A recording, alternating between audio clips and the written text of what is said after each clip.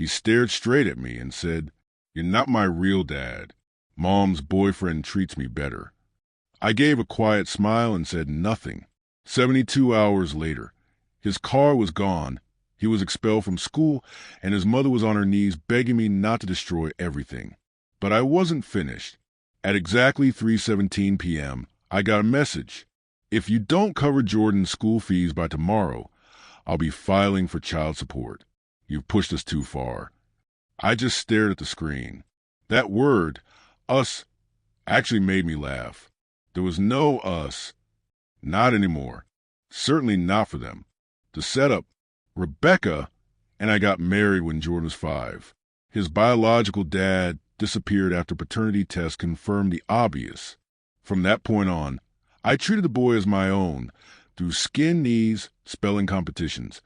And that year, he only spoke to our Labrador after his hamster died. I never asked him to call me Dad. He did that on his own, quietly one evening after a baseball game, slipping his hand into mine and saying it like he meant it. It almost broke me. Almost. But in blended families, love is a delicate form of currency. In adolescence, it's a storm. You either endure it or get swept away. The shift, it started subtly, long silences, sideways glances. Then came the sentence that shattered everything. "You're not my real father. Mom's boyfriend is better." He said it with Rebecca, standing right there. She didn't react.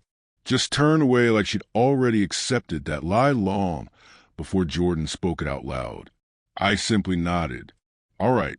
That night, I canceled the tuition I'd been paying, sold the car I gave him for his 17th birthday, signed out of every school portal, deleted the basketball practice alerts, the orthodontist visits, the SAT prep reminders. No argument. I just erased myself from their lives. But that wasn't surrender. That was the start. The strategy. Rebecca mistook my silence for defeat. But silence, when used precisely, cuts deeper than shouting ever could. First, I reviewed the custody paperwork. Jordan had never been legally adopted. I wasn't listed anywhere, just a presence in his life, not in any court file. And memories don't win legal battles. Then I looked at finances. Rebecca hadn't worked in 6 years. She relied completely on my income, my steadiness, my reliability. She assumed the car, the school bills, the little extras were legally required. They weren't. She'd gotten too comfortable with my support. She would feel the echo of its removal. I spent 3 nights following her boyfriend's digital footprint, a wannabe personal trainer, freeloading in what used to be my guest room. He'd shown up in Jordan's birthday photos. I found the gym, read the sketchy Yelp reviews, uncovered the cash-only hustle. He was running through unapproved supplements. I didn't bother with a warning.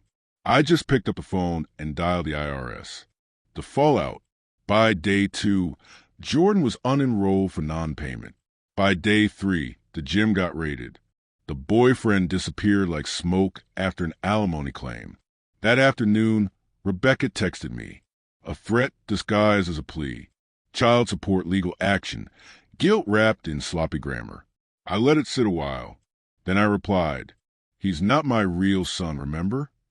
I could picture her face folding in on itself as she read it, because now I was using her language, cold, calculated, and legal. I had no legal duty to that boy. But she had obligations in spades, school, bills, transport.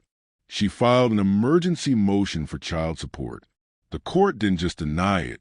They chuckled. So did my lawyer. The confrontation. A week later, she showed up at my door. Makeup streaked, hair soaked from the rain, desperation clinging to her like damp clothes. "You can't do this to him," she whispered, voice trembling. I looked past her. Jordan sat slouched in the passenger seat of a battered Corolla, arms crossed, eyes empty. No car, no uniform, no roadmap for tomorrow. I stepped outside and closed the door behind me. "I didn't do this to him," I said, voice firm as stone. "I just stopped protecting him from you."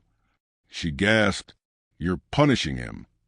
No, I said, I'm letting him live with the choice he made. She moved closer, her voice breaking. He's just a kid. I leaned in. Then you should have thought twice before using him as a pawn. She turned and walked away. I didn't feel rage. I didn't feel remorse. Only the weight of closure. The end. 3 months later, I heard Jordan had dropped out, working a retail job. No college in sight. The boyfriend was never seen again. People think revenge is fireworks and fury. They're wrong. True revenge is quiet. It doesn't shout. It watches, calm and still, as those who betrayed you choke on your absence. You're not my real father, he once said. Maybe he was right. But now he knows what a real father doesn't do. Keep pouring love into someone who turns it into a weapon. And what I'll never do again.